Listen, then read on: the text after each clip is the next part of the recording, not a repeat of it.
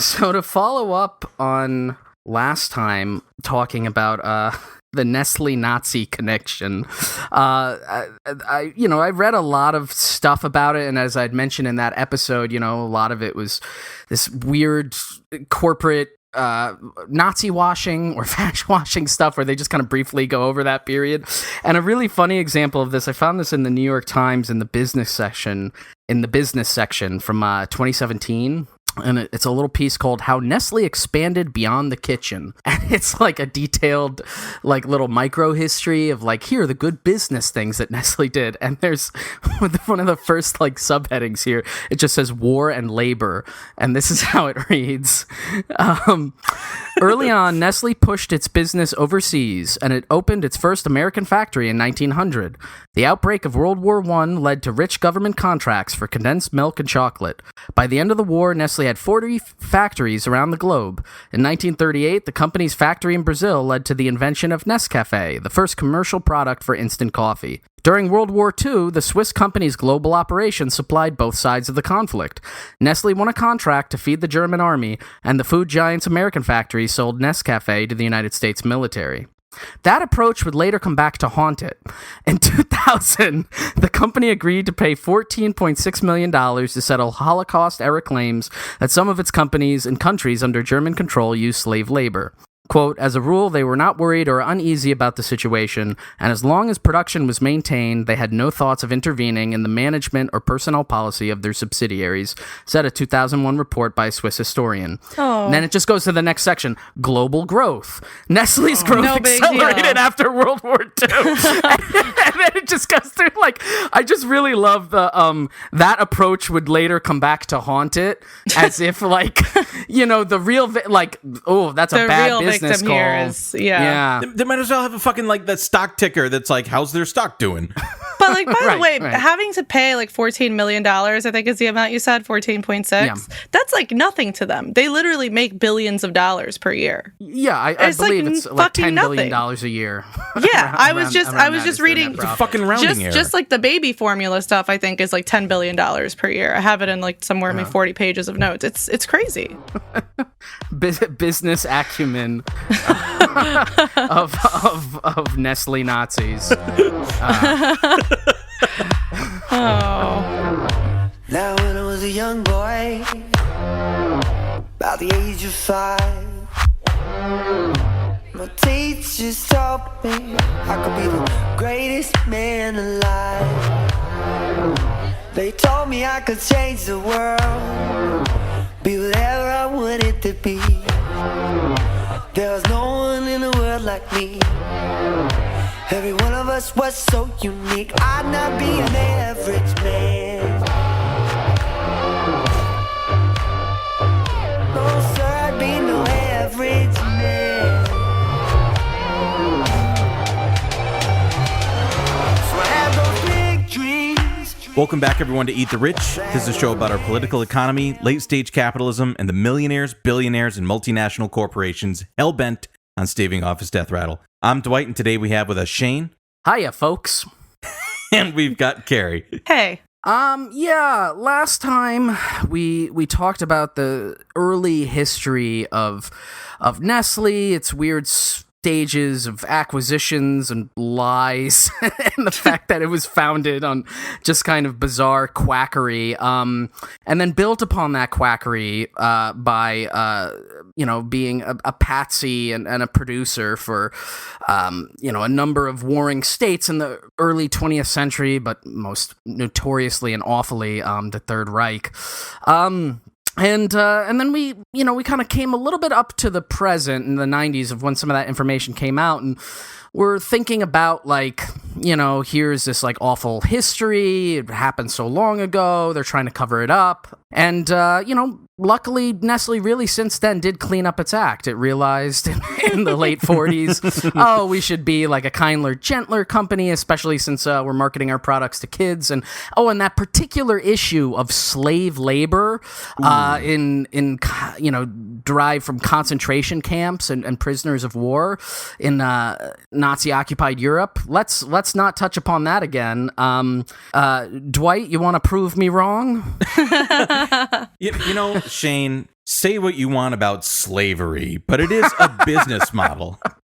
It's certainly some kind of model. Oh, man. I mean, as we were saying in the last episode and kind of setting this up, I mean, the point of excavating these sort of large multinational conglomerates is like, they, by their very nature of their gravity, like by the very nature of their mass, attract certain sorts of issues. One of those is slavery. Right. Fucking slavery, not slavery like far off in the 19th century. I'm talking about slavery like today, people living under slave conditions. And this story follows the same sorts of threads as our episodes on Rio Tinto or Glencore, and that follow methods of raw material extraction, in the sense that in these kinds of like large global supply chain, complex global supply chains, there is the proclivity to have slave labor in these products. And what's even more scary, especially when there's no like one governing body that is supposed to be, governing, is when they're international companies, what is the like overarching governing body? There isn't one. Right. And what we end up finding is like a completely self-policing industry that hides behind the ignorance of their individual vendors' methods, which, as we'll find out, and as if you've heard, our episode on Rio Tinto and Glencore, the metals and mining sorts of shit, it's a willful ignorance, which is the part that, we can't that's the fucking bad part. So to start this off, I'm going to read something in its entirety. It's something that was hosted on the University of California, San Diego website. It's called A Taste of Slavery by Sudarshan Raghavan and Sumana Chatterjee. This was published in 2001 in Knight Ridder newspapers. And I found this like in the archives, what I'm saying, like of the internet. And a lot of I'm going to read this, but a lot of this centers around the chocolate production. Okay. Mm-hmm.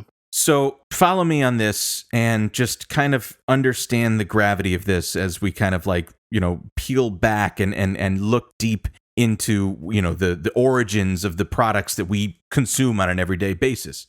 And again, just keep in mind, like what I was saying in the previous episode about like, these large multinational conglomerates have a kind of like rosy picture around them. Yes. People are just like, oh, Nestle, I love the Crunch bars because it's good and it's got the little sparkle in them and it's nice. Like that, they hide behind those things. But I'm going to read this and just follow me with this. This is out of the Ivory Coast in the country in West Africa, Côte d'Ivoire.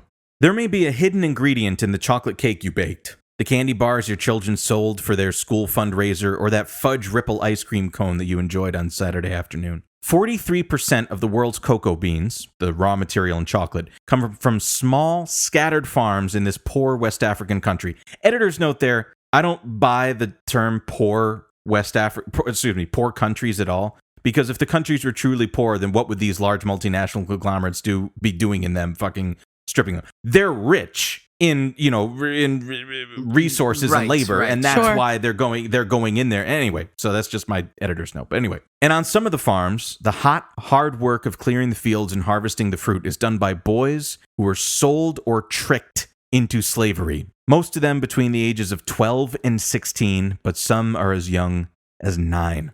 The lucky slaves live on corn paste and bananas. The unlucky ones are whipped, beaten and broken like horses to harvest the almond-sized beans that are made into chocolate treats for the more fortunate children in Europe and America.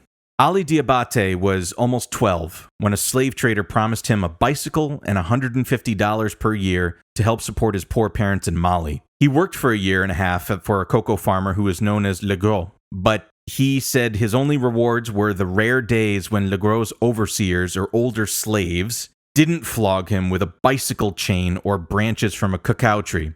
Cocoa beans come from the pods on a cacao tree. To get the 400 or so beans it takes to make 1 pound of chocolate, the boys who work on Ivory Coast's cocoa farms cut 10 pods from the trees, slice them open, scoop out the beans, spread them in baskets or on mats, and cover them to ferment. Then they uncover the beans, put them in the sun to dry, bag them and load them onto trucks to begin the long journey to America or Europe. Ali said he doesn't know what the beans from the cacao tree taste like after they've been processed and blended with sugar and milk and other ingredients. That happens far away from the farm where he worked. It happens in places like Hershey, Pennsylvania, Milwaukee, and San Francisco. I don't know what chocolate is, said Ali. Americans spend $13 billion a year on chocolate. Again, this is from 2001. But most of them are as ignorant of where it comes from as the boys who harvest the cocoa beans are about where the beans go. More cocoa beans come from Ivory Coast than any place in the world. The country's beans are prized for their quality and abundance. And in the first 3 months of this year, more than 47,000 tons of them were shipped just to the United States through Philly, through Brooklyn, according to the Port Import Export Reporting Service. Could have picked a better name. At other times of the year, Ivory Coast cocoa beans are delivered to Camden, New Jersey, Norfolk, Virginia, and San Francisco. So you get the point. I mean, this is a global supply chain going from, Africa to local ports in America. But from the ports, the beans are shipped to cocoa processors. America's biggest are ADM Cocoa in Milwaukee. That's Archer Daniels Midland. Hint, I would love to do a fucking episode on them. Barry Callebaut, which has its headquarters in Zurich, Switzerland. Minneapolis-based Cargill, I would fucking love to do an episode on them. And Nestle USA of Glendale, California, a subsidiary of the Swiss food giant. But by the time these beans reach the processors, those picked up by slaves and those harvested by free field hands have been jumbled together in warehouses, ships, trucks, and rail cars. The point is, by the time they reach consumers in America or Europe, free beans and slave beans are so thoroughly blended that there's no way to know which chocolate products taste of slavery and which do not. However, for even the Chocolate Manufacturers Association, a trade group for American chocolate makers, acknowledges that slaves are harvesting cocoa on some Ivory Coast farms. Isn't that funny? A 1998 report from UNICEF, the United Nations Children's Fund, concluded that some Ivory Coast farmers used enslaved children, many of them from the poorer neighboring countries of Mali, Burkina Faso, Benin, and Togo. A report from the Geneva, Switzerland-based International Labor Organization released that found trafficking in children is widespread in West Africa. Now, the State Department's, the U.S. State Department's year 2000 Human Rights Report concluded that some 15,000 children between the ages of 9 and 12 have been sold into forced labor on cotton, coffee, and cocoa plantations in the northern Ivory Coast in recent years. Now back to Ali. Ali Diabate and 18 other boys labored on this 500-acre farm, very large by Ivory Coast standards, in the southwestern part of the country. Their days began when the sun rose, which is at this time of year is just after 6. They finished work around 6:30 in the evening, just after nightfall, when the fireflies were beginning to illuminate the velvety night like Christmas lights. They trudged home to a dinner of burned bananas. If they were lucky, they were treated to yams seasoned with salt water. After dinner, the boys were ordered into a 24 by 20 foot room. Again, this is 18 children, where they slept on wooden planks without mattresses. The only window was covered with hardened mud except for a baseball-sized hole to let some air in. Again, this is after a 12-hour shift. As a child. Once we entered the room, nobody was allowed to go out. Le Gros gave us cans to urinate. Again, this is like the overseer, the farmer, the quote farmer. He locked the door and kept the key. We didn't cry, we didn't scream. We thought we had been sold, but we weren't sure. The boys became sure one day when Le Gros walked up to one of the boys and ordered him to work harder. I bought each of you for $35, the farmer said, so you have to work harder to reimburse me. Ali was barely 4 feet tall when he was sold into slavery, and he had a hard time carrying the heavy bags of cocoa beans. Some of the bags were taller than me, he said. It took 2 people to put the bag on my head, and when you didn't hurry, you were beaten. He was beaten more than the other boys were. You can still see the faint scars on his back, his right shoulder, and his left arm. They said he wasn't working very hard, said one of the other boys. The beatings were part of my life. Anytime they loaded up the bags and you fell while carrying them, nobody helped you.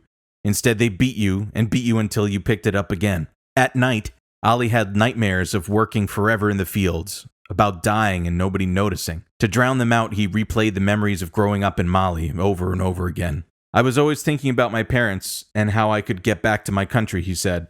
But he didn't think about trying to escape. I was afraid, he said, and his voice was as faint as the scars on his skinny body. I had seen others who tried to escape. When they tried, they were severely beaten. So I'm just going to go to the next portion of this here to understand, how this continues. One day early last year, one boy named Umar was caught trying to escape, and one of the overseers beat him, and said the other boys and local authorities. A few days later, Umar ran away again, and this time he escaped. He told elders in the local Malian immigrant community what was happening on Lagrosse's farm. They called a gentleman named Mako, who was Malian consul general in Bauchi, which is a town north of where the region they were from, in the heart of the cocoa and coffee growing region. Mako went to the farm with several police officers and found the 19 boys there. Ali, the youngest, was 13. The oldest was 21, and they had spent anywhere between 6 months and 4.5 years in slave labor on the farm. They were tired, slim, they were not smiling. Except one child was not there. This one, his face showed what was happening. He was sick, he had shit in his pants, he was lying on the ground, covered with cocoa leaves because they were sure he was dying. He was almost dead, he had been severely beaten. According to medical records, other boys had healed scars as well as open infected wounds all over their bodies. Police freed the boys, and a few days later, the Malian consulate in Bouake sent them all home to their villages in Mali. The sick boy was treated at a local hospital, and he was sent home too. Legros was charged with assault against children and suppressing the liberty of people. In Ivorian law, an adult who orders a minor to hit and hurt somebody is automatically responsible, and if he is committed to the act, whether or not he himself did the beatings or ordered somebody to do them, he was liable. But he spent 24 days in jail, and today he's a free man, spending a court hearing that's scheduled for later on in the year. The case against him is weak because the witnesses against him have all been sent to Mali. Child trafficking experts say inadequate legislation, ignorance of the law, poor law enforcement, porous borders, police corruption, and a shortage of resources help perpetuate the problem of child slavery in Ivory Coast. Now, I'm just going to say, as an editor's note there, that's on purpose. Right. Yeah. That's on purpose. And the French government, as of recently, I think it was literally 2 months ago or something, was doing bombing in the region with fucking fighter jets. Mm-hmm. For what fucking reason? The point is that these European countries that have imperial interests, and commercial interest for the companies that they aid in their rent seeking, facilitate these things. So again, when we say poor countries, they're not poor countries. If they were poor countries, why are these large multinational conglomerates so fucking interested in them? It's the cycle of specifically African exploitation that facilitates these fucking slave trades to occur. The Chocolate Manufacturers Association, based in Vienna, Virginia, at first said that the industry was not aware of slavery, but after Knight Ridder, which is the publication we're reading from, began inquiring about the use of slaves in Ivory Coast cocoa farms, however, the Manufacturers Association later acknowledged that a problem might exist, and it strongly condemned these practices wherever they may occur. Businessmen in Mali, called locateurs, wait in a little bus station in this large border town where crammed minibuses leave for the Ivory Coast every 30 minutes. They search the crowds for children traveling alone, or looking lost, or begging for food. "Would you like a great job in Côte d'Ivoire?" they ask, using the official name of the former French colony. "I can find you one." And the dusty alley behind the bus station is brimming with vendors selling everything from food to cigarettes, and there are cobblers and shanty kiosks selling bootleg tapes of West African pop music. There's also a dark warehouse with blackened walls and a thick wooden door covered with tin sheeting that locks from the outside.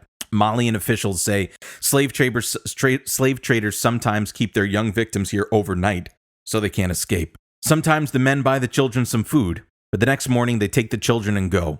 So the point of this is to say, and the point of this allegory is to kind of add a little bit of imagery to what's happening here. I mean, the point is, these are about as bleak conditions as humanity has to offer.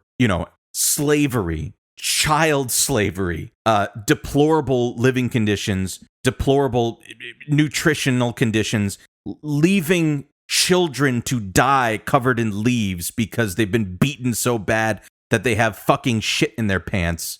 What's so fucking crazy about it to me is that is a business model. The fact is, and it was, as it was set up early in the article, and as it was admitted by the Chocolate Manufacturers Association, is that the reality is they don't know, and that their ignorance equals profit, or their willful ignorance equals profit, and they allow for these situations to continue because it's cheaper. It's when you don't have to pay labor, it's cheaper. what's so crazy is so in their words, what do they say about this? And I'm reading here from a press release specifically about Nestle, and this is from the International Labor Rights Fund from 2006. And the article title here is "On Halloween, Nestle claims no responsibility for child labor." And it says here, the chocolate company's lawyers say that consumers should not expect Nestle to actually follow their code of conduct. On October 30th, the International Labor Rights Fund filed a new brief in their ongoing lawsuit against Nestle, Archer Daniels Midland, and Cargill for their involvement in the trafficking and forced labor of children who cultivated and harvested cocoa beans in the Ivory Coast. The suit was originally filed in July 2005 in a federal district court in LA on behalf of 3 million children who were trafficked to the Ivory Coast and forced to work 12 to 14 hours a day with no pay, little food and sleep, and frequent beatings. Again, everything we had just, illustrated there in that allegory. The recent ILRF briefing is in response to the court's request for further briefing on the company's unfair practices. Now, buckle up for this one word. The chocolate company's brief argues that the codes of conduct are simply aspirational. And entitle no responsibility for the companies to actually engage in ethical practices. The lawyers state that it is simply not reasonable to construe the company's policy statements as, for example, imposing an enforceable contractual obligation on Nestle to monitor its suppliers' treatment of children, or on Archer Daniels Midland, for instance, to affirmatively act if it knew that the suppliers used child labor. Can I interject for a second here? Yeah. The legal fucking headspin. The argument is that just because we said these are our company's policies, right, doesn't mean that we're obligated to follow them. Right. Policy is open to interpretation. Who can say what policy really means? To you, a policy might be a nice walk in the park. To me, a policy is to eat a delicious chocolate bar. Who knows? It's like, what? Then what is the point of any rhetorical, legal anything? What's the point of like a shared agreement about what words mean? And the point of it too is like when it comes down to it, like when they're nailed. And this was a good, like this is a monumental thing that I'm, as at least that I'm reading into this, is like that this, this activist lawyers group, right, the International Labor Rights Fund, actually brought them to court to pin them down on this. Mm-hmm. And basically what they said, and you got to really listen to that kind of like legalese, and I'm certainly not a fucking lawyer, or otherwise I wouldn't have said half of the shit I said on this program. But where it says here, like, affirmatively act, it doesn't require ADM to affirmatively act, meaning they don't actually have to do something. Right. Like if they were to passively come into the knowledge that slave labor was being used in their products, their code of conduct does not require them to do something about it. Right, because who's going to enforce it? Right. They're not doing slave labor. Their vendor, their raw material vendor is doing slave labor. And it says here, in their reply, the International Labor Rights Fund stated that the, quote, prohibition against forced labor, and specifically child labor, is a peremptory norm of international law, meaning that it is necessarily a specific, obligatory, and universal norm. It is prohibited by numerous international treaties and conventions, including most notably the International Labor Conventions. The point is, as we said before, like, that's just a treaty, right? That's just a thing that we all kind of agree to. But where's the teeth? Like, what's actually stopping you? Is there a fine? Does somebody go to jail? Like, are there legal consequences? Are they forced out of a market? Are they disallowed from importing into the United States this product? No, there's nothing actually stopping them from engaging in this behavior. It's just that, we just kind of think that it's not a good thing. We all agree child slavery is a bad thing, but it doesn't necessarily mean we're going to do anything about it. And so I want to read here finally from a BBC article from 2012 entitled "Nestle Failing on Child Labor Abuse," says a report. The food company Nestle has been accused of failing to carry out checks on child labor and other abuses in its part of its cocoa supply chain. A report by an independent auditor, the Fair Labor Association, said it had found multiple serious violations of the company's own supplier code. The code includes clauses on child labor, safety, and working hours. Cocoa, blah, blah, blah, it's expensive, everybody likes it, it's chocolate, it's good. Earlier reports found that 1.8 million children in West Africa are at risk of abuse through dangerous child labor. After increasing pressure, Nestle, which is the world's biggest food company, commissioned the FLA, of course, we want you to look into this, to map its cocoa supply chain in the Ivory Coast from where almost half of the world's cocoa comes. The FLA investigators tracked the journey of cocoa from the poorest and most remote villages to the, again, it's not poor because they've got a lot of product. They're poor because they're not, because of the business model is to not pay people. They tracked the journey from the cocoa from the poorest and most remote villages to the exporters that sold directly to Nestle. They found that while Nestle insisted their primary suppliers, mostly big multinationals, agreed to their code, it often went no further, despite Nestle knowing the supply chain involved many other stages. Again, so like we've talked about in the Rio Tinto episode and the Glencore episode with artisanal mining and stuff like that, which is just like slaves given no tools, and it's just like, bring to me what you can scrape out of the earth with your hands, and I will pay you whatever I say is the market price. The point is, it hides behind this layer of vendors and manufacturers and suppliers to just say like, well, I bought from this guy. I don't know, or I'm certainly not responsible for where it came from before that. Right. It's even not my problem. They know. Yes, which even though they're confronted with the knowledge of how this actually occurs every time, all the time. Right. So it says, the FLA says this is the first time a multinational chocolate producer has allowed its procurement system to be completely traced and assessed. It believes the flaws it uncovered apply to all the big chocolate companies. Duh.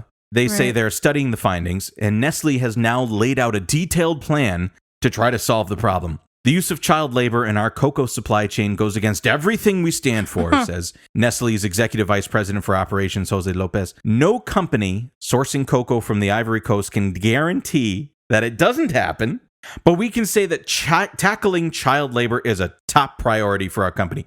I'm going to read that sentence one more time. No company sourcing cocoa from the Ivory Coast can guarantee that it doesn't have slave labor. Right. But it's a top priority for us. What year was this? 2012. 2012. And meaningless. I don't know if you had anything about, and if you said something about it, I'm sorry, I missed it, about the Supreme Court decision that just happened in June. No, which one? There was a group of Malian boys, again, brought suit against Nestle and Cargill. I just remembered that I had seen something about it back then, and the Supreme Court ruled in favor of Nestle and Cargill, saying that, Yes. Yeah. Fuck! And, their lawyers said, like, we've never done anything like this. We remain unwavering in our dedication to combating child labor in the cocoa industry. But again, also, it's not our problem and not our fault. We're just going to keep profiting off of it, and it's not our problem. I think the former child slaves had brought suit under like an old statute, and then the Supreme Court found that former child slaves cannot sue for things that happened overseas. How fucking sick is that? I think there was only one dissenting justice, if I recall correctly. But yeah, they can't get damages from these companies. They can't do anything, even though it's like, they're not making this up. This is happening. Which again, like when we apply like Marxist analysis, like value is created when workers transform raw materials into like goods and services and shit, right? So like they know that this is directly how they're fucking getting their money. You know what I'm saying? Right. Like they know that their business model necessarily hinges on the use of this child labor, and they recognize that. They go as far to say like, we recognize that it exists, and we recognize that we don't like it, and certainly nobody likes child slavery, but it's really out of our hands, even though Right. we're ultimately the ones that are profiting off of this. And they also have like billions of dollars to be able to create supply chains that didn't involve child labor if they wanted to, but that might reduce their revenue by like $1 billion a year, so we can't have that. Look, do you want the Crunch bars to be $1.50 instead of 99 cents? No, you don't want that. No. It's un-American. What the hell else are we going to put razor blades in for to serve to children on Halloween? Nestle does that also. Nestle, yeah. No. Joke, Just Dwight. parody, Just Dwight parody. does that. Nestle doesn't do it. Just Dwight does. Parody. It's a joke. Mm-hmm. I guess I'm going to turn it over to you, Carrie, in a second. I know that this is speculative because I read this earlier, and I've frankly been like haunted about it since, because I just think a lot about like, I know I'm just like inventing a scenario in my head, but I also don't think it's unreasonable. Mm-hmm. I think about like the possibility of a child that was pulled into this sort of slave arrangement in like the 80s or 90s. Like, you know, this has been going on for a long time, right? This has been the Ivory Coast has been exporting, and this slave labor arrangement has been going on for a long time. And a boy of this age, of like age of 12 in like the early 90s, that died of starvation or an untreated wound that was infected, or just simply fucking worked or beaten to death in one of these small farms. And, you know, a child, no less, that left for the promise of helping his family, but would never be able to like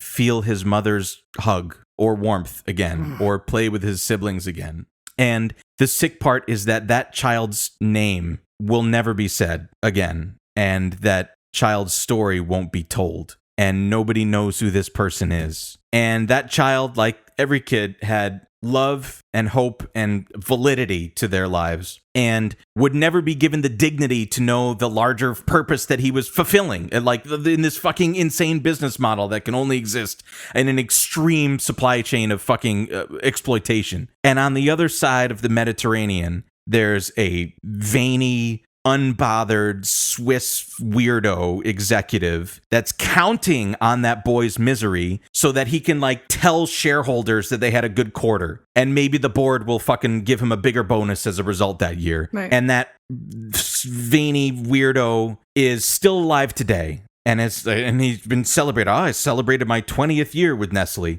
He'll die of old And age. And he's right now he's harassing masseuses at a resort in the French Riviera and enjoying the fruits of the labor that dead child provided him in the fucking 90s. And I don't want to get to fucking Lieutenant Aldo Rain, but I can't abide by that. So, I mean, not to make light of it, but like, you know, just with the stuff that we talked about in the first episode, I mean, that's like little Vanner all grown up.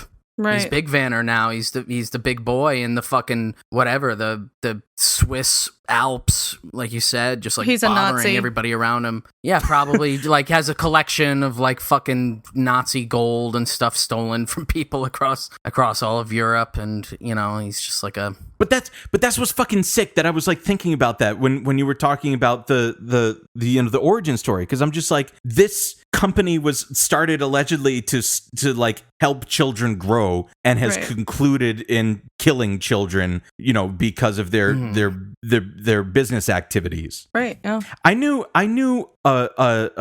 remember a white woman a while ago telling me a story like 10 years ago. I remember like, I don't remember, somebody brought like chocolate or you know, like a cookies or something like that, and she was like, "Oh, I don't eat sugar." And I was like, "Oh, that's cool. You're doing fucking keto or something, you know what's going on?" And she was like, she had learned, I don't know if it was a documentary or something, or a book or something like that, but she's like, I learned about the ills of the global supply chain, and just like the horrifying connection between like the indulgence of eating sugar, which is like a decadent kind of like indulgent treat, right? Like it's a nice thing to participate in. Oh, we all gather around the cake and we enjoy it. Like it's an indulgent act, when she knows, or when we know, you know, that there's a large chance that it has been harvested solely through the mistreatment of fucking trafficked minors. Right. And I think about that now, and like, you know, now, of course, having done this portion of the episode and like learning about this, I'm thinking about like walking into a bodega and just like staring at a fucking Nestle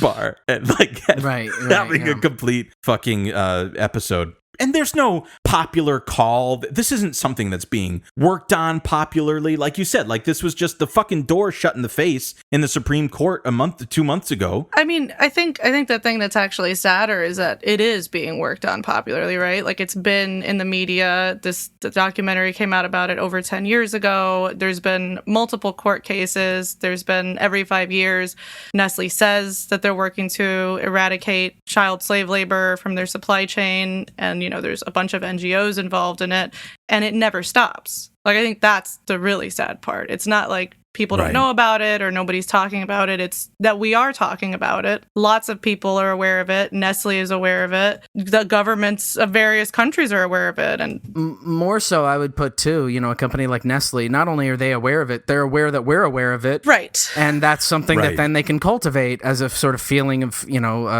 resignation that a lot of big companies that are like very notorious for doing like lots of awful things. Right. There's like a campaign or like a big media splash about it. People get up in arms. Maybe there's like a short-term boycott. And maybe sometimes those things like have some effect, but at the end of the day, like, does it really affect their bottom line? Right. No. And then they know they can leverage, confusion and again, that feeling of resignation of like, well, we know you're still going to eat the fucking chocolate bar. Right. You know what's so funny too? Just like on a whim, I just went to opensecrets.org to see like what their lobbying expenditure is. Oh, I wonder. Because that has to be whatever. And this year alone, it was, let's call it $600,000. But in the year that this article came out, and like, this was, coming to a fore, I guess, in 2012, they spent just shy of $4 million, and the year afterwards they spent almost $5 million in 1 year just on lobbying. So it's like they know how to combat it. They know how to make these changes. And again, the other thing is that there is just no enforcement, right? Like just while we were talking, I looked up the Wikipedia,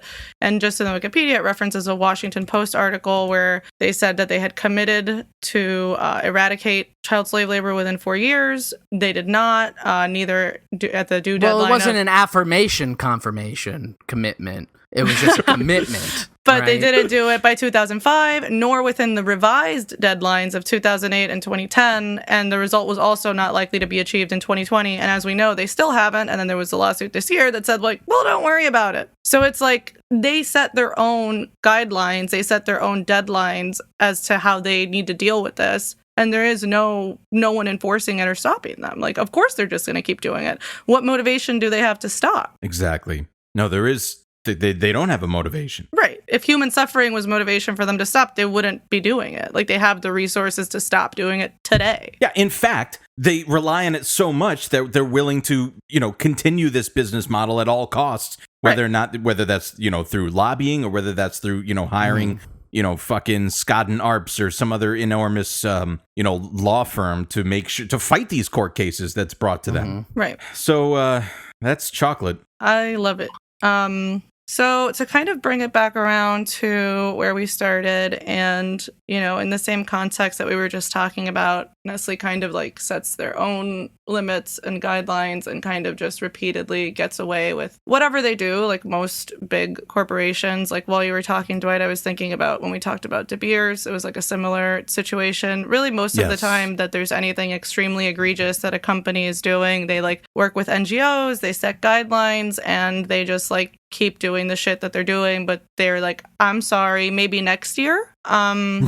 So going back to the baby formula, which is, as we know, how Nestle got its start that I talked about in the first episode, and I had touched on in the first episode, how they kind of used different methods to bolster their credibility, sending materials to hospitals and new mothers, sending like nurses to hospitals or like fake nurses, really just anything that they could to just like lend an air of like medicine and science to what really wasn't science-based at all. It was a lie. So we're reading all this stuff with the benefit of hindsight from 2021. We have all probably heard about the various controversies surrounding Nestle's baby formula and its marketing. We've either read articles about it or just kind of absorbed it through cultural osmosis. We know that there's like something up with it. This conversation really picked up in the 1970s. War on Want, a London-based charity that was founded in the 1950s with a focus on world poverty, put out this pamphlet called The Baby Killer. And it really focused on Nestle's marketing activity in less economically developed countries and the effects that had on child mortality and long-term outcomes for children that were malnourished as a result of use of their products. The pamphlet itself doesn't just focus on Nestle. It actually focuses on a couple of other manufacturers as well. But there's a lot of like really upsetting figures that kind of just point out how egregious what they were doing was and what they're still doing, really, because they haven't stopped, as I'll talk about, and how they really like knew what they were doing and they didn't really care. Like this person who wrote this pamphlet had access to people from Nestle and from the various other companies that I'll name once I get to examples if anything comes up that seems relevant. And like the people who work at the companies are like, well, what do you want us to do about it, basically? And I just also want to point out that this was written in like the early 70s. Some of the stuff is not written in like the best way possible. Also, some of the figures I realize now were slightly off. There was a number that I quoted in the first episode about the percentage of mothers that can't breastfeed, which has like kind of been revised. It's a little bit higher, but the overall point still stands. It's not as high as companies like Nestle want people in developing countries to believe, right? They want people in developing countries to think they need baby formula. So the pamphlet starts, third world babies are dying because their mothers feed them with Western-style infant milk. Many that do not die are drawn into a vicious cycle of malnutrition and disease that will leave them physically and intellectually stunted for life. The frightening fact is that this suffering is avoidable. The remedy is available to all but the small minority of mothers who cannot breastfeed, because mother's milk is accepted by all to be the best food for any baby under 6 months old. Although even the baby food industry agrees that this is correct, more and more third world mothers are turning to artificial foods during the first few months of their baby's lives. In the squalor and poverty of the new cities of Africa, Asia, and Latin America, the decision is often fatal. And the pamphlet goes on. I think it's about like 24 pages. I read through all of it. It's pretty horrific. It goes on to say, where there is no choice but squalor, the choice of an artificial substitute for breast milk is in reality a choice between health and disease. Malnutrition is just a part of the cycle of poverty, squalor, and infection. Malnourishment can weaken a child and render him more vulnerable to infection, or an infection, unavoidable in squalid conditions, will prevent a child from absorbing nutrients in his food and lead to malnutrition. Basically, the issue that they get into in more detail is that these companies packaged this like Western style of formula for developing countries, and they marketed it to them the same way that they would to like Western countries. And the issue is that in most of these places, they don't even have the resources to prepare the formula in a way that's safe. The instructions that are on the formula are telling them to do things like make sure you like pour fresh water and boil it. They don't even have access to running water, right? There are a lot of examples here. Again, this was written in 1974. They're talking about how since the introduction of these breast milk substitutes, many developing countries have seen just like a precipitous drop in breastfeeding. It says here in Chile, where the fall has been most extreme, 95% of 1-year-olds were being breastfed 20 years ago. Now only 20% of infants are being breastfed at 2 months. But the pattern is similar in many other parts of the world. That's a choice, right? You know what I'm saying? Like that is a concerted effort from somebody that has a stake in that change. Absolutely. That is dramatic. Yeah. And I mean, part of the problem is, which they get into in the next section right after that, is that a lot of the problem, paradoxically, has been due to misconceived social welfare. Why can't I say welfare? Social welfare policy. Cut that in. In Chile, the government introduced a free milk scheme in the 1940s, which today reaches 85% of the population, which you would think is like a good thing, right? Mm-hmm. But like not necessarily. What they're doing is they have all these like promotional materials in hospitals, or at that time they did. They even send like people in nurses' uniforms to hospitals that aren't even nurses. Oh no, yeah, to educate new mothers. These drug reps, anybody can buy scrubs, man. Right. Just throw some scrubs on and say, hey, I'm with the, I'm backed by all this literature. So, they surveyed some of these mothers asking why they began bottle feeding. 14% said they had been told to start by a milk company nurse. What is a milk company nurse, right? It's just somebody who's sent in a nurse's uniform by the milk company to mothers who have just given birth in the hospital.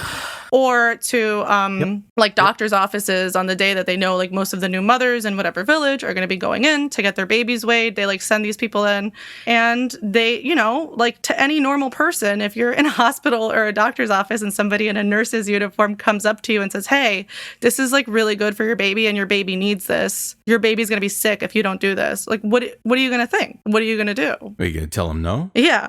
It's such sick leverage to pull. Isn't it? Right. It's like it's like finding one of the most vulnerable situations you can, right? When there's so many other thoughts and racked with anxieties under whatever conditions that you may have children or not. You know, like they're, you know, you want to take care of them, and to then Right. And one thing that this like booklet mentioned, and again, this was written in 1974. I don't know exactly how like scientifically based it is, but I know that there is like some psychological factor involved in breastfeeding. And one of the things that it mentions here is there's a doctor talking about just the psychological effect of like from before even your baby is born, you have people at the hospital and like in advertisements telling you like your breast milk is not enough. Like you need to be supplementing. There's definitely like a whole metaphysical array of things that like you know goes beyond just like scientific things, and something that's like much more like spiritual and elemental that goes into it. And I personally completely believe what you just said, Carrie, that like it's like social science, right? If you go into this as a new mother thinking just like, you know, I'm not going to be able to produce, or I'm not going to be able to produce enough, or I'm a failure as a mother for not being able to breastfeed, or am I going to be able, and like just that anxiety alone. And I would imagine that there's any mothers that are listening to this that have gone through the same thing are probably nodding so hard that their fucking heads are going to fall off. That like, yeah, the entire society puts so much pressure on you that like maybe it just forces you into just being like, you know what, fuck it, I'm just going to need to breastfeed. Or by the time your pediatrician is like, he's not gaining enough weight, you're gonna have to supplement. Right. You know, then what do you do? And that takes a toll. Absolutely. Just on you as a person. And again, this is like a concerted effort. There's one note here about in Nigeria, quote, 95% of mothers who combined breast and bottle feeding believed they had been advised to do so by medical personnel, mainly midwives or nurses. And again, those are like milk company representatives in nurses' uniforms. Milk company representatives who give talks on feeding appear to be identified as hospital and clinical staff. They actually like would send people to hospitals to give like nutritional talks. And not just to patients either. And it gets into this later. Like, it's also like the way that they were then like educating the doctors that work in these hospitals, teaching them like this is the way that it's done in like developed countries. This way is better. It's better for like the hospital because it's easier, and it's better for mothers. The next section here that I had some notes on is called Sales Girls in Nurses' Uniforms. Again, same thing. This quote here I outlined to read. The last 2 decades have been characterized by the expansion of the activities of infant food firms into less developed countries with competitive advertising campaigns so that unaffordable, high-status, processed milks have been thrust upon unprepared communities. These high-pressure advertising campaigns employ all available channels and media, making use of modern techniques of motivation and persuasion. In some places, firms employ milk nurses to make home visits and to attend clinics to promote sales further. The companies which use nurses, sometimes qualified, sometimes not, say that their function is quote-unquote educational. They are supposed to give nutritional advice and instruction to mothers rather than just sell their product. And this was the really interesting bit. There's an anecdote here about a new mother in a developing country who happened to be married to an infant nutrition specialist. So when this nurse came and tried to give her the sales pitch, she was like, what's up? What do you want to talk to me about? She came totally unsolicited to this person who's married to an expert. The nurse began by saying in general terms that breastfeeding was best. And they always do this, by the way. Even in their ads, they'll be like, oh, breastfeeding is for sure the best, of course, but, and then they give you the pitch, right? So she then went on to detail the supplementary foods that the breastfed baby would need. Vitamin drops to be started at 3 or 4 weeks. Cereals at 6 to 8 weeks. Fruit juices properly prepared soon after. What? The nurse was implying that it was possible to start with a proprietary baby milk from birth, which would avoid these unnecessary problems. Holy shit. Yeah. So it's just like setting the completely false, medical paradigm that like, hey, if you breastfeed, you're automatically failing your child. Right. Yes. That is fucked up. Absolutely. And in addition to that, like I said, the person who wrote this report spoke to representatives from like all the big breast milk substitute manufacturers and asked them, like, why wouldn't you just like stop doing this if like you know it's harmful or whatever? And here's what one of them said. Well, then what would the result be?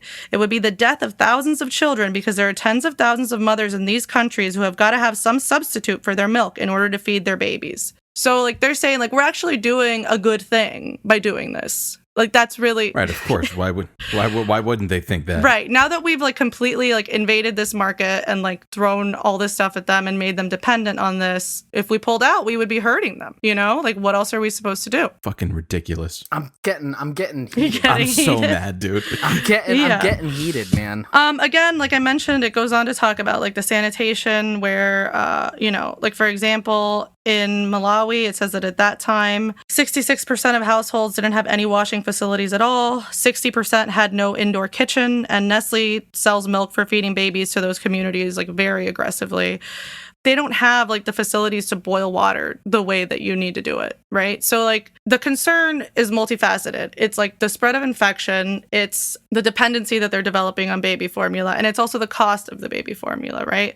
Like it costs so much money for them to keep feeding the baby as it gets bigger. Like it's completely unsustainable at the income level that these people have to live on. So it's like they're making these babies sick, and they're also creating a situation where mothers have to like dilute the formula in order to feed their babies because they can't afford the formula. What the fuck? So, which just fucking defeats the point of the fucking nutrition in the first place. Exactly. Nestle is particularly anxious to emphasize to critics that their infant feeding products have instruction leaflets in the main languages of the countries where they're sold. On the leaflet are simple line drawings to illustrate the method of preparing the feed. Most third world mothers, however, are illiterate, sometimes even in their native language, and the 4 simple line drawings taken by themselves are almost meaningless. Have Nestle undertaken any research to find out whether mothers' understanding can be improved? Like, can it make it so that mothers understand, like, hey, it's not safe to prepare this a certain way? We can't undertake work of that nature, say the policymakers of Nestle's Dietetics Infant Feeding Division. So they know that they're like not, like they're supposedly providing instructions, but they're providing it to people who unfortunately mostly can't read. And that's one point that this pamphlet kind of makes over and over, that this is like just jumping like 5 steps ahead. There's like a bunch of issues that need to be resolved for these people before they could get to the point of closing what is termed here and what the Protein Advisory Group of the United Nations calls the World Protein Gap. Because there is like obviously issues with malnutrition in developing countries that need to be addressed, but this is not the way to address it. Like getting them hooked on an expensive substitute. If anything, they're fucking exacerbating it. It's making it actively worse. Yes. Going back to what I was saying about the cost, it says in Nigeria, the cost of feeding a 3-month-old infant is approximately 30% of the minimum urban wage. By the time that infant is 6 months, the cost will have risen to a crippling 47%. Situation is similar in most developing countries. The Protein Advisory Group of the United Nations published a table giving the cost of artificially feeding a baby as a percentage of the minimum wage in some of these countries.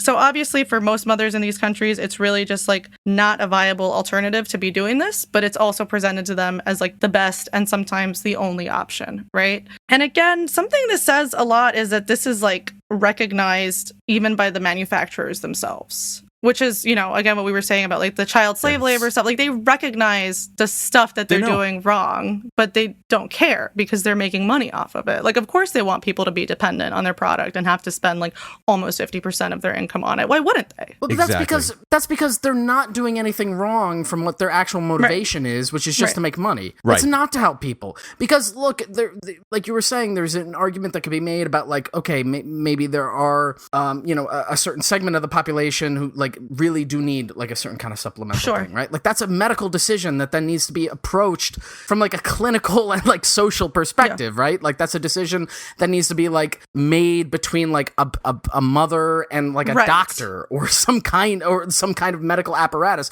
not by like a fucking third party whose goal is to sell milky flour. You can just insert a fake like, milk nurse into the equation that's like, hey, have you heard of Nestle? Do you want your baby to be strong? Like, it's insane. This, to me, reads as a very good example of, like, asymmetric warfare. Mm-hmm. Like it's like complete shock and awe between the poor information, between the aggressive sales tactics, between, the lack of availability of like the fucking social engineering that comes to, saying like, hey, your breast milk is insufficient. Right. Like it's just like a total package of like warfare. Like I don't know another way to say it. It's just like a complete shock and awe of fucking warfare. And again, they're not just targeting like the mothers with this, right? Like I mentioned, they're like going after like doctors in training to like push this idea toward them. And this is like presented as a progressive idea, right? Because we're helping these people by giving them these supplements. The majority of and this is again written in 1974, the majority of the present generation of doctors in Africa, Asia, and Latin America learned infant feeding according to the Western school, if not actually in the West. This meant for the majority an emphasis on the scientific possibilities of artificial feeding. Quote, "It was like a chemistry class, or perhaps more like cookery," says a Chilean doctor. "We used to spend all our time mixing up different kinds of artificial formulations in the laboratory. Our teachers were far more interested in this than breastfeeding." They're giving them solutions that don't really go with the reality of the countries that they're operating in, right? And again, in many cases, it is like a convenience thing for the hospitals, but it's also that, again, Nestle especially, I don't know about the other companies, I'm sure they're doing it too. They have over decades tried so hard to create scientific credibility behind their products. Like, of course, that's a factor. They want this. They want this to be taught to doctors. They want doctors to push this to their patients because then they don't have to put somebody in a nurse's uniform and send them to the hospital, right? Mm-hmm. Details like the routine bottle feeding of infants and maternity wards may be just an administrative convenience for the hospital staff, but viewed by the unsophisticated eyes in the ward bed, they constitute an endorsement of bottle feeding far greater than anything the milk companies would dare claim in their advertising. The medical profession is also a key channel through which milk companies promote their products. Does that sound familiar from before? What he was doing even in the 1800s? Which is it's insane. Yeah, I mean, and it's like never stopped. Like this is already 100 years after the company started at this point, right? They've just gotten like more sophisticated, more aggressive with it, expanded to even more countries, much bigger scale. Yeah, absolutely. Now, instead of me having to handwrite all the letters personally, which I then can stamp with some pseudoscientific approval, I have a whole army of consultants and actors and stuff who can go. Maybe I donate $1 million to this medical school to create the Nestle lab of whatever, and then they just teach their doctors all about Nestle. Yeah. Hey, that's free. That's free R&D It too. is. And by the way, and I'll mention this again later, but they have like really put a lot of money into R&D now. They even have like a website called like the Nestle Medical or Science Hub or something where they have all their research because they're a health and wellness and science company now. So I get. What's the address for that research facility? No. In addition to that, like kind of endorsement, by association, like another thing that they do is they provide like free materials to clinics and hospitals with which to like decorate their waiting rooms. For example, Nestle, at the time this was written, had just created a new series of 5 posters. One on prenatal care, another on cleaning and dressing the baby, one devoted to ways of preparing the baby's first solid foods, a 4th devoted to breastfeeding.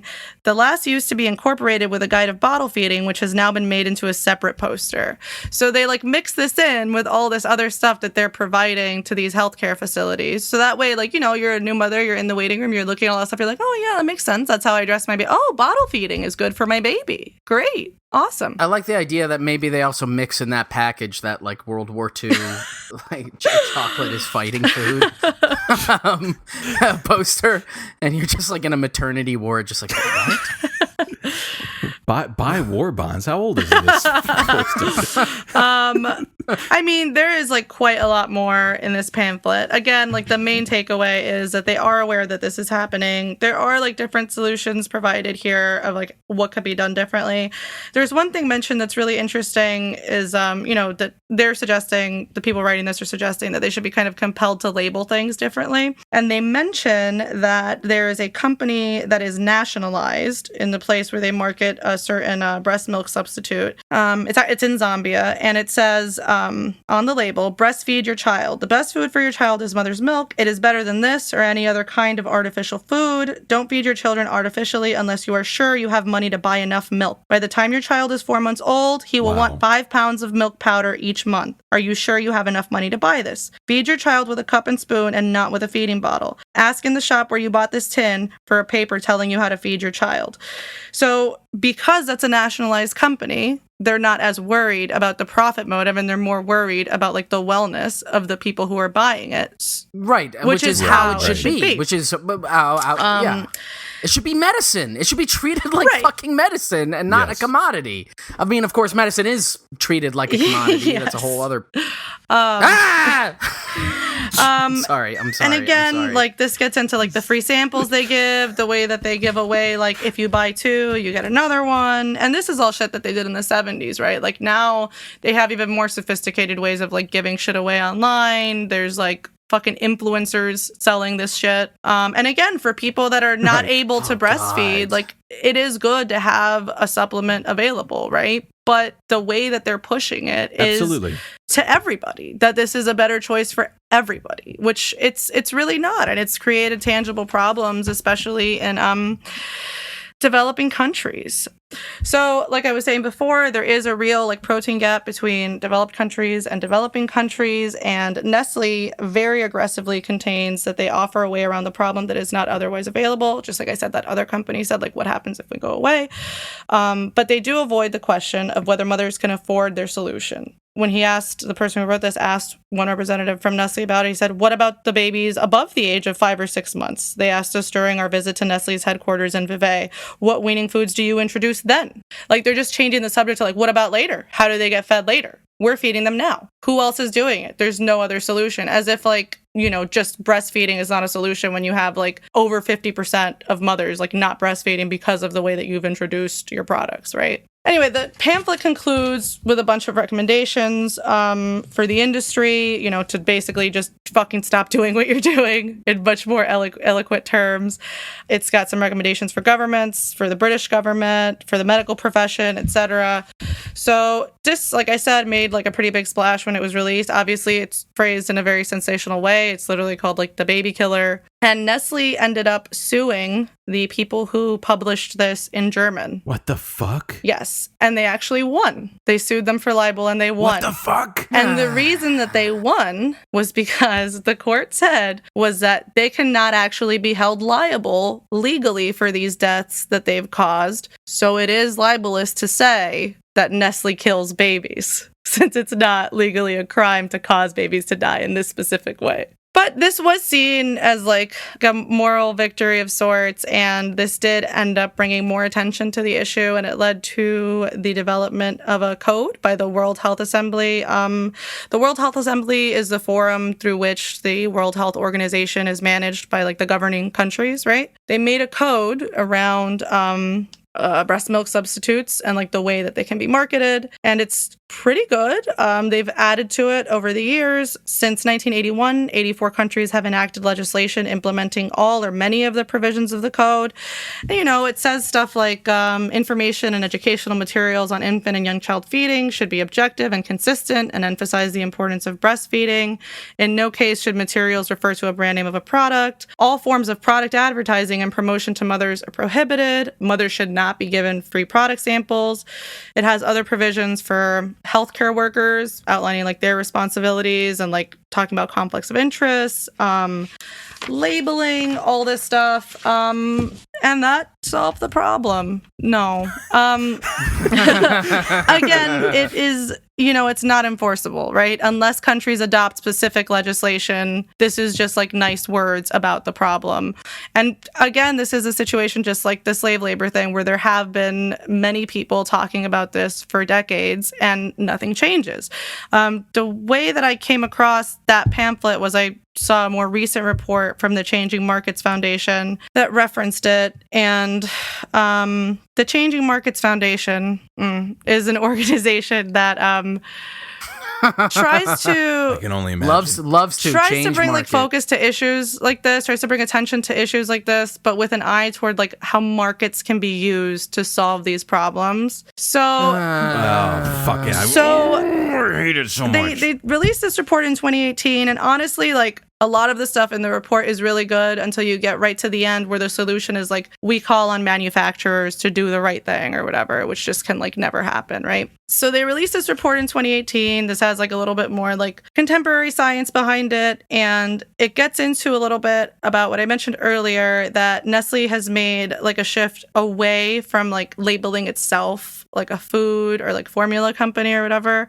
In the late 90s, they like changed their vision, their strategic vision to become the leading nutrition, health, and wellness company. Was and this before or after they settled their lawsuits? Was that the same year? Yeah. I mean, it was the late 90s, early 2000s. Yeah, it was around that time. Guys, let's go ahead and pivot. Entschuldigung, bitte.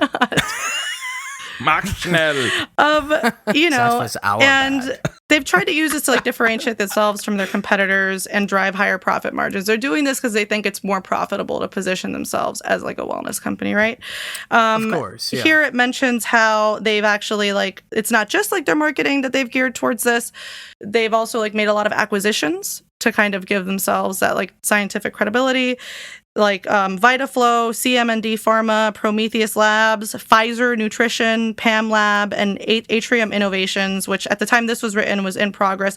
So they're like acquiring companies that do R&D and also like putting their own money into R&D. They're like kind of changing their packaging to look more nutrition conscious, things of that nature. And a lot of groups have pointed out that this is like really weird because at the same time that they're doing this, they're doing stuff like acquiring Kraft's frozen pizza division for $3.7 billion.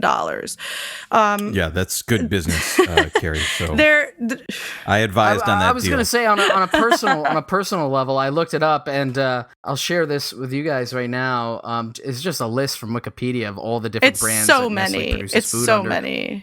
It's an insane amount. I mean, obviously quite a lot of candies, but Hot Pockets. In 2002, around the same time that they're like, we are a nutrition science food place. We're buying they own Hot Rolo. Pockets. That's right. ROLO. Black Rifle Coffee Company. No, they don't.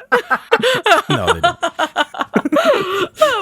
So, you know, and what this kind of points out is that at the same time that they're like creating this health focus, they're continuing to expand their product ranges that create the health problems that they're supposedly putting money into trying to fix, which is like a conflict of interest, right? Like they're trying to sell you the solution to a problem that they're creating. No, that's horizontal. They would never do integration, that. Carrie. Yeah, that's actually pretty good business. That's right. You guys actually secretly work for Nestle. Nestle. This podcast is love it. officially sponsored by Nestle. All right, guys. So I guess we got to pay the bills. Nestle Crunch. What was the last time you had a Nestle Crunch, guys? Hot Pockets. Milo's milk. Milo chocolate milk, guys. It's really great. Now filled with milky Oh flour. God. Fucking Golden Grams. Oh, but Golden Grams in non-U.S. markets. Fucking okay. Stouffer's, lean cuisine. It's like everything I mean, at the it's fucking just frozen aisle and in the candy aisle. Like it's everything. Yeah, I think I saw DiGiorno. That's why they make on here, billions too. of dollars per DiGiorno. year. They own Fucking everything. San Pellegrino. Fuck. Oh yeah, dude. I like them shits. So, you know, 36 years at the time this was written, now it's been a couple more years. 36 years after the adoption of that code that I mentioned, Nestle is still reported to be regularly breaching it, and also the subsequent resolutions that were passed on top of it. I think they were found to be in 36% compliance, which is like literally fucking nothing. That's not even close that's to a failing. D. Like that's an F. Yeah, unbelievable. They feeling. also, to get around the code in countries that did enact laws related to breast milk substitutes, they introduced follow-on formulas that were not meant to be marketed to young infants, which was prohibited. But so that way it could be like, oh, when you're done breastfeeding at 6 months, which is what you should do, you can use this instead. They just like, where there are laws, they skirt them or break them, don't really have any consequences. And where there aren't laws, they're just like, oh, oops, I'm sorry about it. Well said. Oopsie poopsie. We made yet another mistake. We sell that under the brand name Mistake in certain Eastern European markets. Now only 60% horse. I'd eat horse. I would eat horse. I'd eat horse. I'd eat horse. Don't tell too. horses All right, that we I all would agree eat them. you eat horse.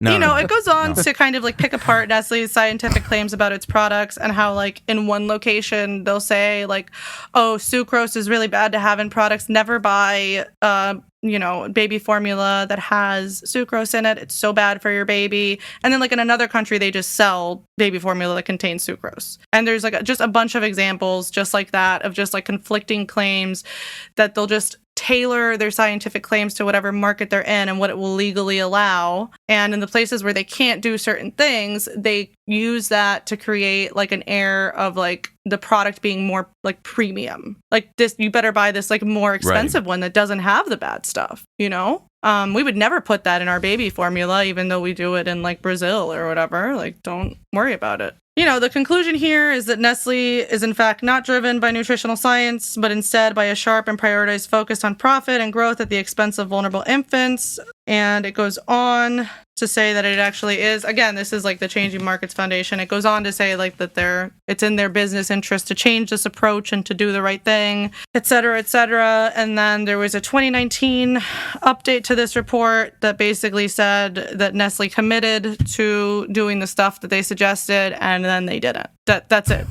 Like they did one of the things in some places, and then the rest of the stuff they were just like, no, I don't know, we didn't do it yet. Maybe next year again. That's how it is for everything, right? It's maybe next year we'll do what everybody knows we're supposed to be doing already. I mean, you know, that is the same like doctrine that they have with the fucking child slavery thing, right? It's just like, we understand like what the bad things are and what the parameters are that, you know, should not ethically exist. Yet, if that were our primary goal is to enforce ethics, yeah, we'd probably do something about it. But that's not our primary goal. Our primary goal is to create shareholder value. And I mean, all this isn't even getting into like the 2008 thing that happened in China where they basically poisoned like 300,000 babies, right? Like, yeah, fucking, yeah. I mean, if we're you know, bringing this towards like a wrap up for, you know, this 2-week venture through the fucking dirt with this company.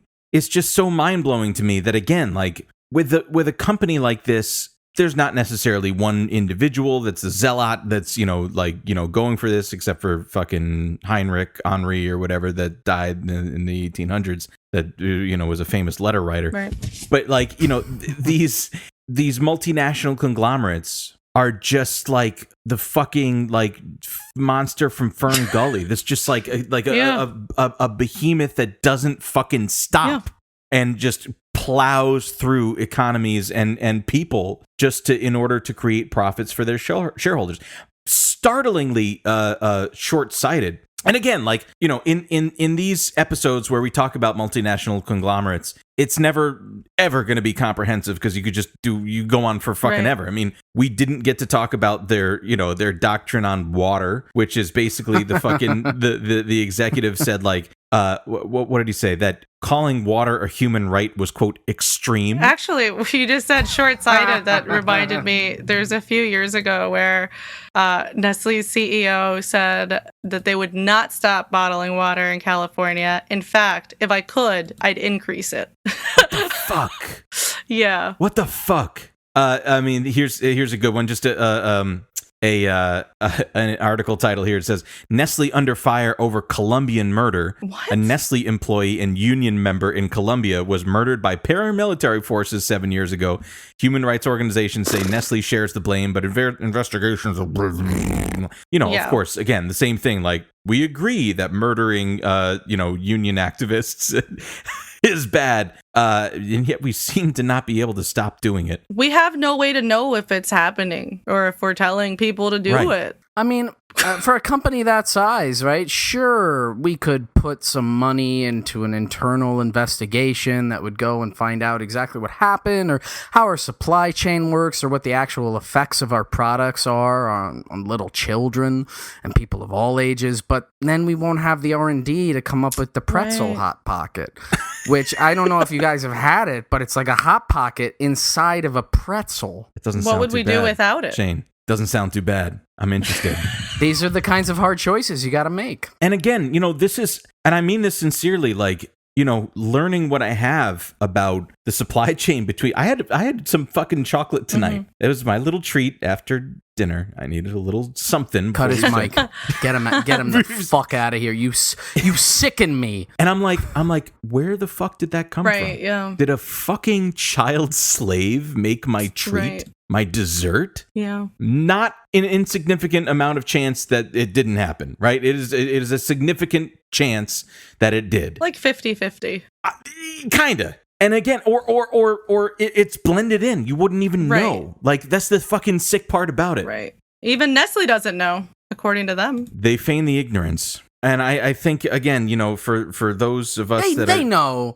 They fucking know. They say Allegedly. They don't know, but at the top of Nestle is the fucking Edward Muller, who's now eternal as like Red Skull, using like the Tesseract to like time travel and look around. He knows all this shit. They fucking know. Oh, They this know. rocks. They I just know. saw that they were rated number 2 by is it Oxfam? It's Oxfam's Behind the Brands in their like scorecard of like good companies. That's so cool. Fuck.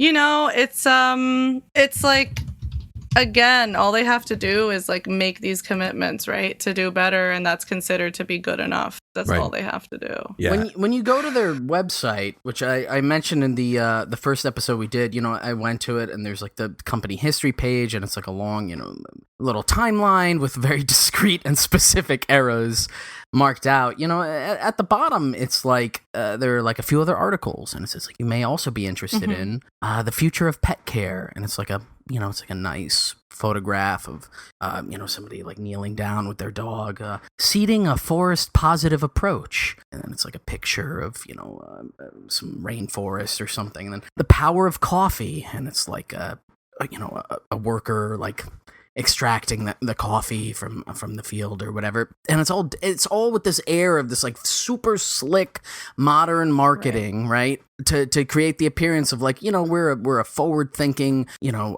socially conscious like food and nutritional producer for the world, and our mission is to make sure that next year we can finally dump all that money we want into lobbying to build a giant statue to Torkild Reiber or whatever weird fucking other Nazi antecedent they have, like like it's just evil all the way fucking through. Speaking of lobbying, Yes, that it is. reminded me, there was a couple of years ago where I think it was like the WHO again was trying to pass. Let me look at this really quick, because that just reminded me. Okay, it was in 2018. A resolution to encourage breastfeeding was expected to be approved quickly and easily by hundreds of government delegates who gathered this spring in Geneva for the United Nations affiliated World Health Assembly. Again, same World Health Assembly that passed that code that I was talking about. It is all about the same stuff. It's a resolution I believe is like an add-on to that code. And American officials sought to water down the resolution by removing language that called on governments to protect, promote, and support breastfeeding, and another passage that called on policymakers to restrict the promotion of food products that many experts say can have deleterious effects on young children. When that failed, they turned to threats, according to diplomats and government officials who took part in the discussions. Ecuador, which had planned to introduce the measure, was the first to find itself in the crosshairs. The Americans were blunt. If Ecuador refused to drop the resolution, Washington would unleash punishing trade measures and withdraw crucial military aid. The Ecuadorian government quickly acquiesced. What the fuck? The showdown over the issue was recounted by more than a dozen participants from several countries, many of whom requested anonymity because they feared retaliation from the U.S. Health advocates scrambled to find another sponsor for the resolution, but at least a dozen countries, most of them poor nations in Africa and Latin America, the same ones that have been ruined by this. Again, poor, quote, poor nation. They backed off, citing fears of retaliation, according to officials from Uruguay, Mexico, and the U.S. We were astonished, appalled, and also saddened, said Patty Rundall, the policy director of the British advocacy group Baby Milk Action, who has attended meetings of the Assembly, the decision-making body of the World Health Organization since the late 80s. What happened was tantamount to blackmail, with the U.S. holding the world hostage and trying to overturn nearly 40 years of consensus on the best way to protect infant and young child health. In the end, America's efforts were unsuccessful. It was the Russians who ultimately stepped in to introduce the measure, and the Americans did not threaten them. the State Department declined to respond to any questions. I won't read the whole rest of the thing, but basically, like, it says that it's a $70 billion industry that spends a lot of money on lobbying in the United States, and that's really obviously what the issue was there. It wasn't that there's anything wrong with literally the 40 years of research that have gone into these kinds of resolutions. Again, it's all tied together, right? Like, these business interests are then lobbying people in the United States, and then you have like US officials trying to create worse situations for developing countries because it impacts their bottom line, right? God, is everything fucking bad? Not the pretzel Hot Pockets Yeah. created by Nestle in coordination with Yeah, DiGiorno baby. or what, I don't know who makes them, I'm sorry. The Third Reich. New from the Third Reich. Pretzel dogs. Oh, I don't know. God. We should stop Yeah. here. That's it. That's all we have. It's really sad. God. It's really bad stuff, and it hasn't changed in over 100 years, and that can be kind of sad to think about. But I think it's also important to see the ways that it's evolved and become more sophisticated, and to understand all the various organizations and processes that are involved in like creating this network. Because whereas before it was, like we said, these people writing personal letters to doctors, mothers, showing up at people's houses. Now it's just like, it's like you said, it's like the monster from Fern Gully. Yeah. Just like incalculable magnitudes more sophisticated at doing, spreading their business model. And it's overwhelming to think about that, right? But somebody has to. But unlike the monster from Fern Gully, there's like a address to Nestle's headquarters. See, and I'm merely observing a fact that unlike the fictional cartoon, that Nestle exists in the real world. That is true. That's all. I'm not. I'm just gonna just gonna cut leave your my thought silence. off. I'm just gonna leave it. Just cut my mic. We all know. Yeah. And again, this we all is not know. exhaustive. Like, just off the top of my head, I mentioned there's all the babies they poisoned in China and probably other places. And I think a couple of people went to jail for that, but that's it. And there's all the water stuff we didn't get into in detail. And there's a bunch of other like controversies and evil things that they've done. But the takeaway is they're Nazis. They still are. That's it. Allegedly parody, but allegedly parody. I have no problem saying not allegedly parody. Allegedly parody, and isn't that it's that it's itself a Nazi custom? is a company. literally allegedly parody. God, I'm fucking tripping up. I on the think words even now. the lawyers from Nestle would have to say that there's no way for Nestle to know if they're Nazis. So it can't be wrong for us to say that they're Nazis. There's no way. Right. So- right. Whatever I say, I'm not actually calling for action. I'm just saying. I'm merely stating an action. I'm not adding an affirmation or a confirmation call, to it. I'm just saying. Or a call. I'm just saying. It is against our code of conduct to assert that people are Nazis. Right. But we're that's not enforceable. Right. That's not enforceable. Right, exactly. How are you possibly going to enforce me not to do it? I'm constantly thinking it. Goodbye, everybody. Stay cool. Stay cool. With some Stay refreshing cool. Nestle water. See you later, alligator. Bye-bye. They're Nazis. Bye. Chocolate is scrumptious when it crunches. That's why I love Nestle Crunch. Chocolate is scrumptious when it crunches. That's why I love Nestle Crunch. The blend of Nestle's creamy milk chocolate with crunchies tastes just as good as it sounds. Chocolate is scrumptious when it crunches. That's why I love Nestle Crunch.